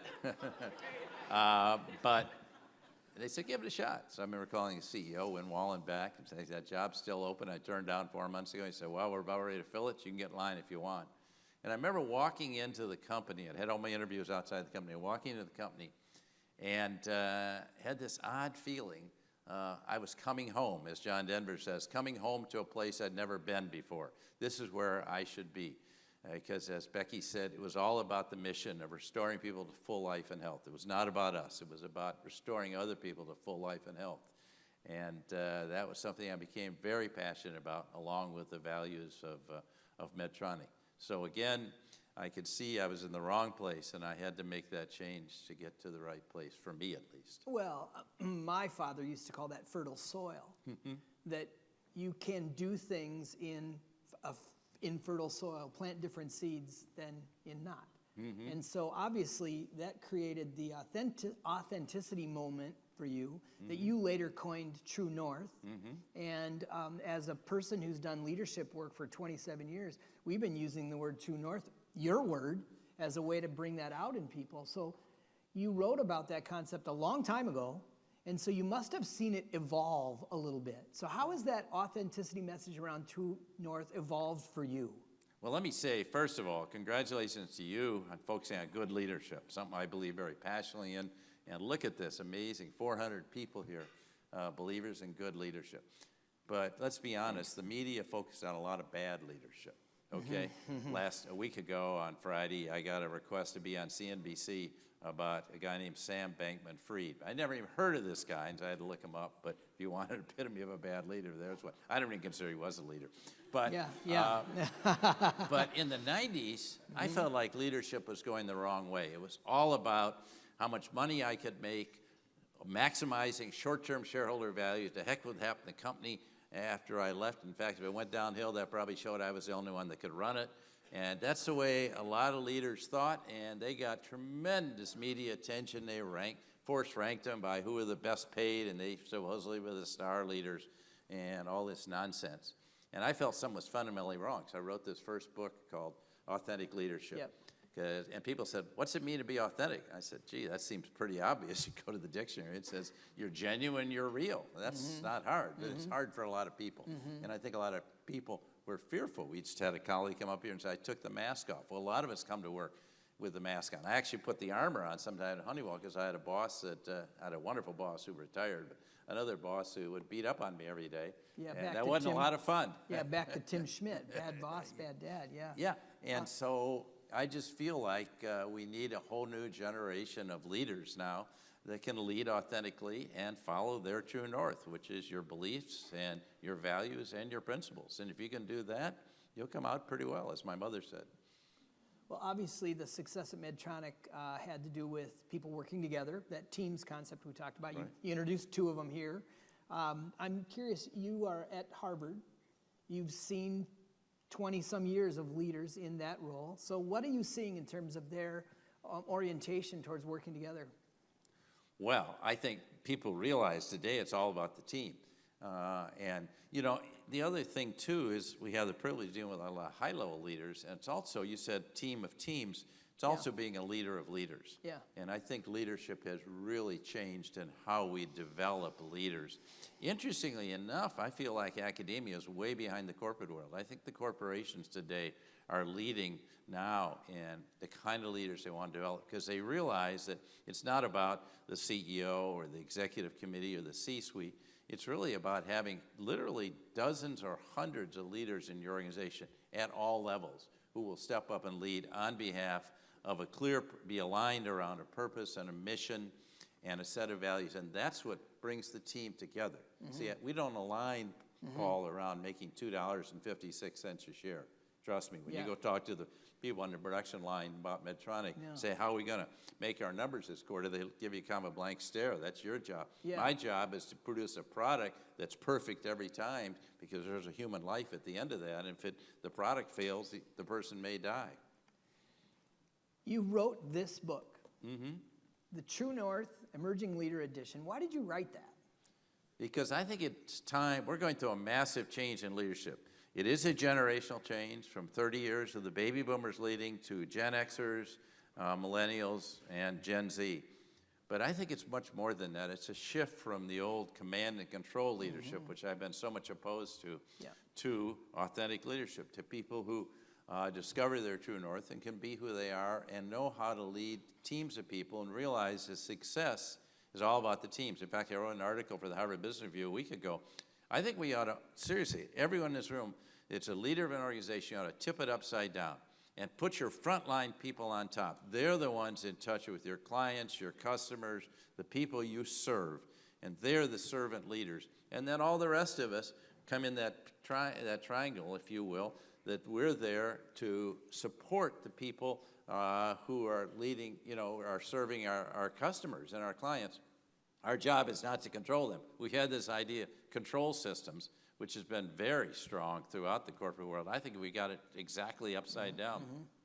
So if we do that, then we'll build the teams and we'll empower those people, we'll give them what they need to do the job to serve our customers. Think of any hotel, restaurant, airline you go into. You never see the CEO. You go into a retail store. You don't see Brian Cornell when you go into a Target store. Your whole impression of that is made up of the frontline people.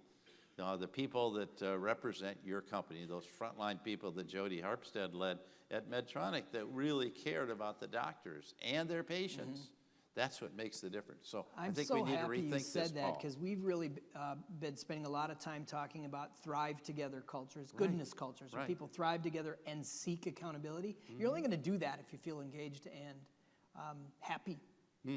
Well, I'm wondering what connections you see in your work at Harvard to the work that we've been talking about here about goodness and good leadership.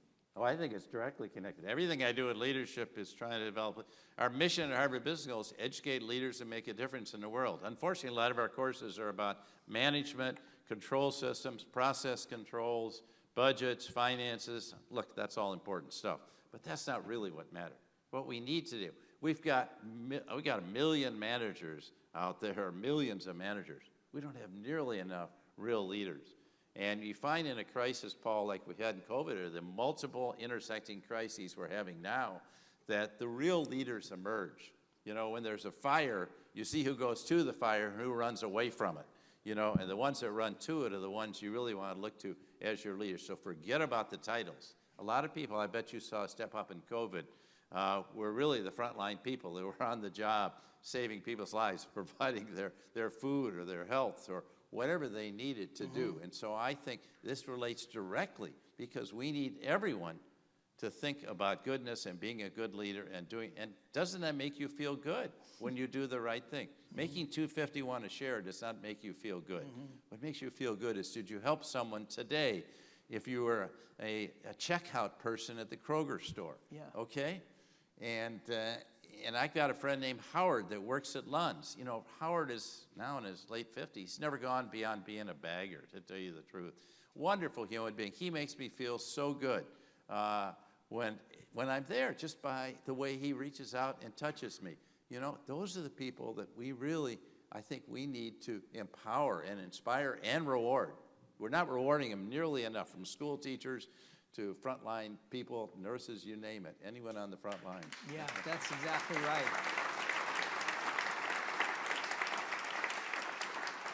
Well, that's a transition to the last question that I have for you. We talked about the theme of this season being, why should we be optimistic about our future? And I asked that question, I don't ask that question lightly. There are lots of challenges to keep organizations going in the right direction and meeting all their goals. And I'm curious, from your perspective, working with young people at Harvard, and you've seen the patterns, why do you think we should be optimistic about our future? Because of the young leaders coming up. Very clearly, the people I work with at Harvard Business School, from MBAs all the way to CEOs of the world's largest companies, most of whom now are Gen Xers or millennials, I'm very excited about. The new leaders get it. You had a picture earlier of a magazine cover of Satya Nadella, one of the great leaders of the world, maybe the greatest today. He brought empathy to Microsoft. Here was the most arrogant company I'd ever encountered. And he said, you have to show empathy for the people you work with and our customers if you want to be successful. He transformed the entire company. Corey Berry took over from Hubert Joly. Two great leaders.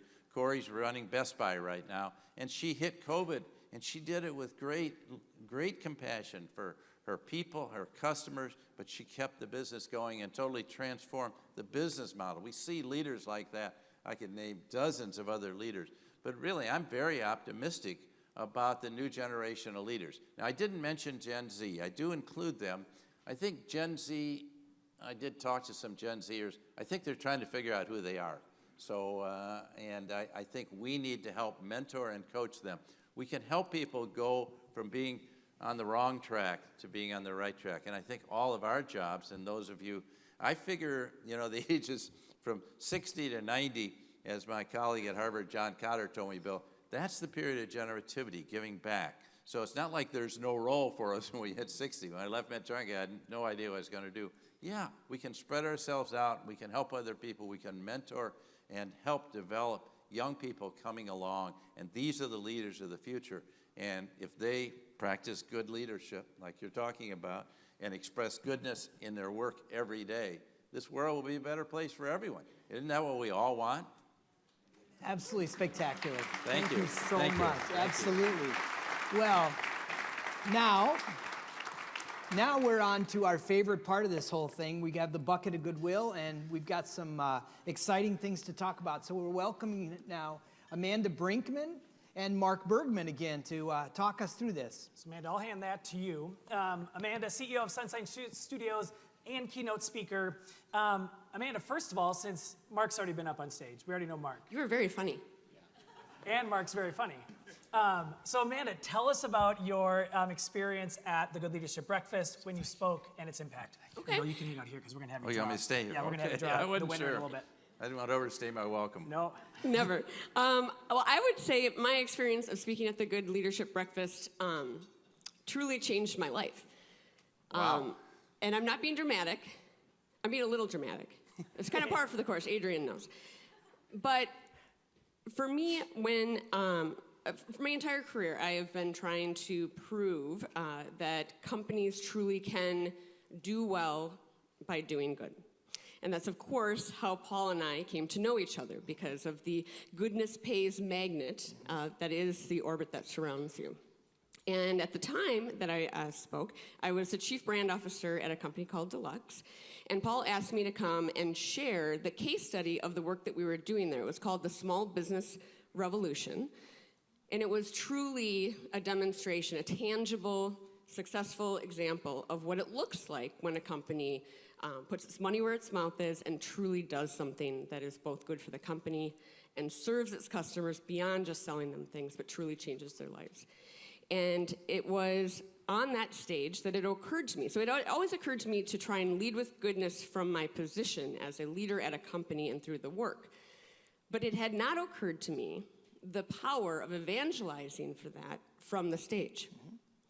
And so when you asked me to speak, it was the first time that I had that spark that, I could keep going to different companies and trying to do this kind of work, or I could take the case study of the Small Business Revolution and other work that other brands have done to truly demonstrate this and evangelize for that from stages and use those case studies to inspire other companies to think about what that could look like for them. And so fast forward, I did a TED Talk on how companies can do well by doing good. Fast forward a few more years, and I've left corporate America to pursue speaking on this full time. And what I love about that is two things. One, you truly unlocked for me what is allowing me to live my purpose in life. Awesome. And that's a pretty cool thing to be able to help someone discover. And two, it truly proves this whole wonderful phenomenon of how goodness is magnetic, and it has this ripple effect that is infinite. And so what I love is through what you have started, you inspired me to speak, you inspired all of these people to speak. Every time we come to one of these breakfasts, we all leave and go to our place of work and try and bring goodness to the workplace. When I'm out speaking to companies, which I've loved doing these last few months, if they just take one little idea and do something with it, think about the ripple effect of what you have started. I mean, it's unbelievable. Awesome. So thank you. Thank you. And so I know we're all very much on the same page, where we believe that if every company behaved this way, if we thought about goodness as not something that we just do when we give away money, but something that is a core business principle, just how different the world could be. And to be in an environment where you share that with other colleagues and where you share that with our business community is a really, really special thing. So we thank you for building that, and we thank you for giving us the opportunity to bring goodness to our work. Awesome. So we have an honorarium for Bill. And Bill, where do you want us to send the honorarium for your speaking to? I'm bearskin and honorarium, but I would love to have you send it to the Y of the North, which is changing its whole mission to well-being, because every person I know today is searching for well-being and trying to help people who are. I think Glenn Gunderson is here. I'm not sure if he is or not. Yep. Stand up, Yep. Glenn. Yeah, thank you, Glenn. And he's not only, he's taking this idea not just to the 27 Ys in Minnesota, but really nationally as the national leader of these movements. So thank Amanda's you going to help you draw the name of the Bucket of Goodwill winner. We've been waiting for this all day here. Good, very go good. ahead, man. Thank you. Go ahead, JC. Just sure. Pick the, in PS, $7,218 matched, $14,436. Phenomenal. Going to the charity of Melissa Nord, Allianz. Where's Melissa? Yeah, come on, Melissa, Come on up. Play her on stage, that's right. All right, Melissa's going to come on stage and share who she's going to give over $14,000 to. Wowzer. Yeah. So fun. Thank you so much. Come on up. Come on up, Melissa. The microphone's all set for you. Yeah, absolutely. All right, who are you, where do you work, and who are you giving $14,436 to? Oh my gosh, I'm Melissa Nord. I work at Allianz right across the street. So I had a funny feeling that you were going to call my name. So as you were talking, my hands got clammy and I started sweating, and I don't know. So anyway, well, thank you. This is a huge honor. So I get to pick a charity, right? Yes, you do. Well, so I've been thinking about this all morning. I'd like to pick the Alzheimer's Association. Oh, wow. Very Fantastic. special reason for that. It's very close to my heart. I'm very fortunate to work at an organization who is very philanthropic. We have a huge heart. We have a huge corporate giving area. We give out lots of money to help our community. And the Alzheimer's Association has always been one that is one of our core charities. And when I first started with our organization about 14 years ago, I never really thought much about it. I was like, oh, that's a great organization, but I didn't really know what Alzheimer's was. And a few years ago, it hit me personally. My father was diagnosed, and we lost him about a year ago. And so throughout that process, I've lived it. I now understand a lot about it. I was able to use the resources through the Alzheimer's Association. It helped my family. It helped us to get through such a hard time. And I couldn't think of any other better way to honor my father than to supporting Alzheimer's. Fantastic. Thank you very much. Thank you. Yeah, Thank you. Fantastic. Thank you. Yeah. Thank you. Thank you, Kelly. So now I want to invite Mark again. Mark and I had a conversation about the 10th.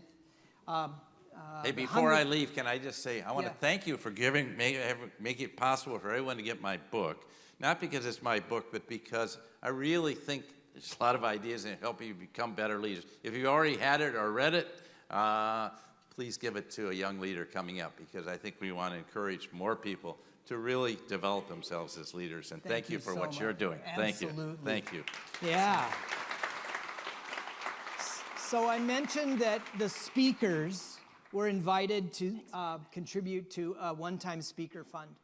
And we had said that we wanted to invest in an organization that feeds kids, particularly breakfast. And then we wanted to invest in literacy and mentorship. And so, Mark, you've been such a powerful part of this. We said, you know what, we're going to let Mark Bergman decide where this goes. So where would you like us to send these dollars? Boys and Girls Club. Thank you. Thank you very much. Thank you. And so where's Aaron? Do we know how much we've collected so far?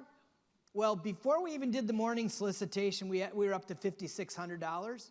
And so we will communicate this back out to you. In addition to that, we're going to make a change in the strategy of the Good Leadership Breakfast. All the things that you love, but we're going to go deeper into some workshopping for teams. And all of the proceeds off of the materials that come out of the breakfast, we're going to donate to the Boys and Girls Club going forward. So we're very, very excited about that, and we're grateful for your leadership there.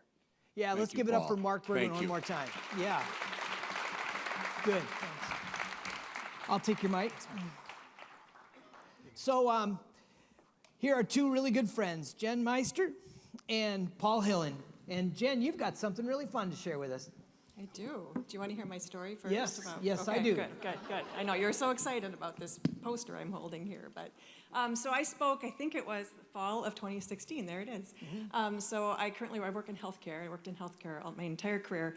And when Paul asked me to speak, I looked around. I'm like, "Are you talking to me? I don't like to talk about myself in public." So it was really a good experience, and what it allowed for me to do is really think about all those things that I've kind of kept hidden in my heart and my mind, and put them together in a message to share around being a vulnerable leader and how we think we can be better leaders if we express our vulnerability and care about other people as whole people, as they're real people. And I think that speaks to Tim, being better, our leaders, better moms and dads because of the work that we do. So I think that really spoke to me this morning. So that was really for me the thing that culminated in that. And the fun fact about that morning was one of my colleagues who had helped me start the Bounce Back project in Buffalo actually won the Bucket of Goodwill. Oh, yeah, that's and right. Then we were able to donate it back to the project. So really supporting community well-being. Fantastic. Yeah. Awesome. So what do you have with you? Okay, well, she can't wait. We are really proud today to announce that November 18th is officially National Goodness Pays Day in perpetuity. It's been recognized by the National Archive Institute as this day in history, so really happy about that. Yeah, isn't that something? Yeah, and we have a certificate here signed by all the past speakers, so congratulations. Thank you very much. Yep, go ahead. Hi, my name is Paul Hillen. I'm the president of the Informed Engagement Network, which is a marketing agency here in Minneapolis, and I am the co-author of How Goodness Pays, the book that Paul talked about before. And I was the speaker in the spring of 2018, and how was that experience? It was exciting and energizing because that's when we did the soft launch or the pre-launch of the How Goodness Pays book. And Paul, I think it was one of the 2 breakfasts you weren't at. That's right. Kelsey, who's one of the good leadership coaches, was the host, so we were able to say anything we wanted that day because you weren't there. But I met Paul, I think it was 2004, so almost 20 years ago, and I was a business unit leader at Cargill. And MDA Consulting, I think you were the president of MDA at the time, as part of the leadership program that I was in at Cargill, we were all assigned an executive coach. And I had a great coach, a woman who was assigned to me, but she had a pregnancy where she had to go on bed rest. So I didn't have a coach, and Paul looked around at the stable of coaches at MDA, and everybody was fully booked. So Paul Bott said, well, I'll jump in. I'll be this guy's coach, and the rest is history. And then we had a long tenure as Paul coaching me, and he said, we got to write a book. I said, Paul, the world doesn't need another leadership book. There are a gazillion of them. But I said, if we do it, it's got to be different. And I said, why are you so adamant about us having to write a book? And he said, Hillen, because if this can work on you, it can work on anyone. Because Paul had informed me while he was coaching me that my leadership style, because I moved from 15 years at Procter & Gamble, which was dog eat dog, promote from within, you either move up or you move out, came to Cargill, which was, Minnesota nice, a little bit softer. And, Paul described me as your leadership style is a bag of hammers, right? I mean, everything, you're just coming hard, and you got to be able to change it and exercise different leadership muscles. So that was my experience as we launched the book. And as Paul said earlier, without data, you're just another person with an opinion. And we're really proud that we created a leadership book that had never been written before. We proved that leaders who behave in a certain way, founded in goodness and positivity, and Paul went through the 5 goodness pays factors, they get better results, better financial results. So that's what we spoke about back in the spring of 2018. And it was fun and energetic and exciting. So I think now I'm going to launch the last the challenge. exercise. So we're going to have a goodness pays challenge. One of the last things you're going to do before you come out of here. And you would think, right? So we've talked about, we've got 53 former speakers down here. This is the 100th breakfast. Paul mentioned that from all the speakers over 1,100 years, or 1,100 years of relationship of all the folks here. 25,000 attendees. And now, with the 14,000, we went from 385 to 400,000 in donations, right? There you go. That's right. With a huge thank you to Mark Bergman. So you'd think, well, what else could possibly be needed with the goodness pays or good leadership challenge? Well, in today's crazy world, right, the state of our world, you've heard from many speakers already this morning, now more than ever, we need good leaders. The world needs good leaders. And what we need to do is we need to say, how do we take this movement of good leadership and the good leadership breakfast and go faster, farther, and be louder about it? And that's your challenge for the next 5 minutes. We're going to ask you at your table, take 5 minutes, talk among yourselves, and you're going to text, if we can get this up here, you're going to text your ideas. We want 3 ideas from each table on how we take the goodness, pays, and good leadership movement to the next level. Faster, farther, louder. We want 3 ideas from each table. And then Paul and I are going to discuss them for a few minutes. Ready, set, go. So you can text your answers in at any point in time. We've gotten a couple of really interesting ideas. Paul, can you choose one? Yeah, we've gotten quite a few, some really good ones, and my phone continues to blow up here, Paul. Probably the most interesting one, which we've thought about in the past, is bring good leadership breakfast into local universities, which I think take the roadshow to local universities, which is appropriate with George's role at Harvard. So that'd be interesting. Maybe he might know a university where we could get into. Well, we could pilot this thing. Wouldn't that be fun? Yeah. Fantastic. Well, thank you. And I've got many more, and we will build these into the strategic plan going forward. And your ideas, never ask somebody their opinion unless you're willing to consider it. You'll hear these again at future Good Leadership Breakfasts. Thank you. Yeah, you're welcome. Thanks, Paul. I'll take it. Thanks. So everyone, as we begin to wrap up the Good Leadership Breakfast today, our 100th Good Leadership Breakfast, we have Adrienne Dirks here, founder of Project Success, to offer some gratitude. Adrienne. Thank you. I have known Paul and Melinda since 1994. You remember the 90s? I was a speaker last May, had the incredible opportunity to do that. And I was thinking this morning about, of course, good leadership. And Bill, listening to you speak, and I thought about leadership comes in so many forms, and it comes in small ways and big decisions and words. And I was thinking about being up in the Boundary Waters with hundreds of students, and somebody left a group, and there was a group left without enough students.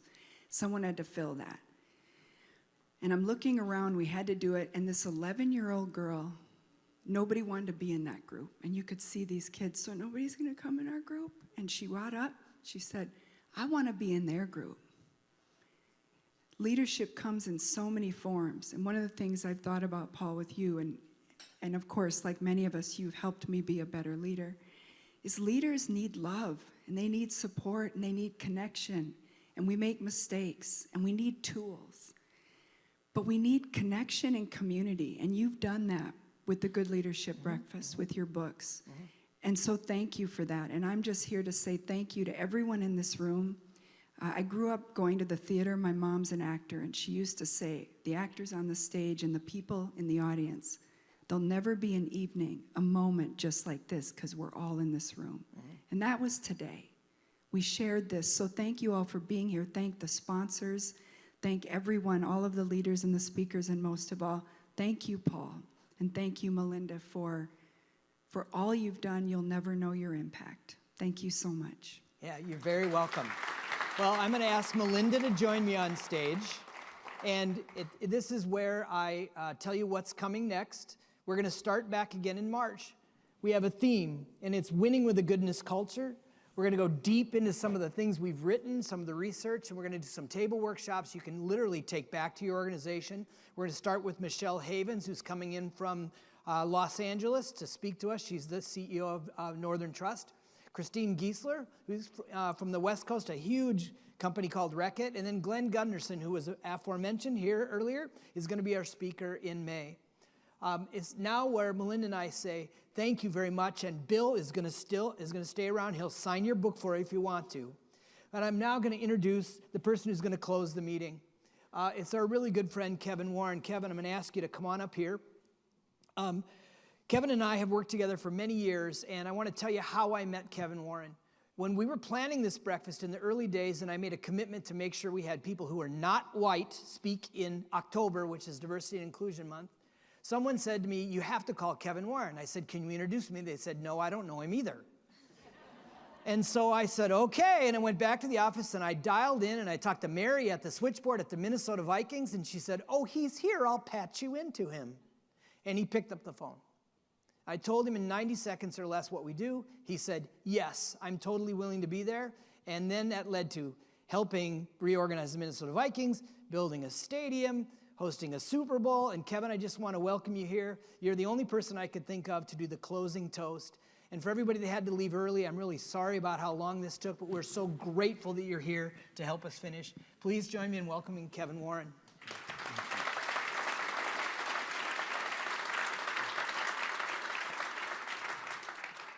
Well, really on behalf of Paul and Melinda and Good Leadership and all the lives that they've touched along their journey, as Paul knows that I like history, I love wine, and I love champagne, so I thought it would be apropos just to take a few seconds.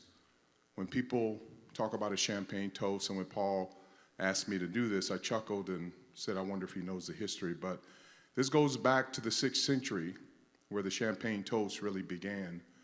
And it was during the Shakespearean days where it became famous, but at that time, champagne was not tasty. It was not bubbly. It was actually a little flat. So you would put a piece of burnt toast in your champagne to be able to drink it.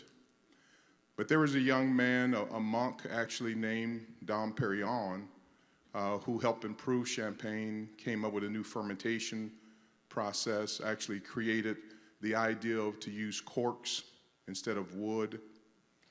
But I think the moral of the story is, you may say, well, what does that have to do with Paul and Melinda and Aaron and their team and now Kevin Cincinnati and good leadership, is the fact many of us in our lives, many people here today, are creating champagne and having to use burnt toast in it to drink it. And so my challenge for Paul and Melinda and good leadership and everyone here today is time to take the toast out of your champagne. Go with what you have, as Bill talked about. Be sincere, lead with integrity. Be who you are. Swim against the current, run against traffic. Be a disruptor. Be who God created you to be, and stop pretending. Stop putting that burnt toast in your champagne.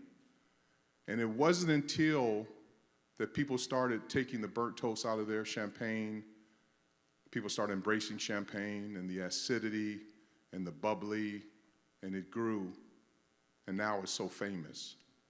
And Paul's been around me. One of our breakthrough meetings at the Vikings, and some of you who may have been in that meeting know that I served Dom Perignon at about 10 in the morning.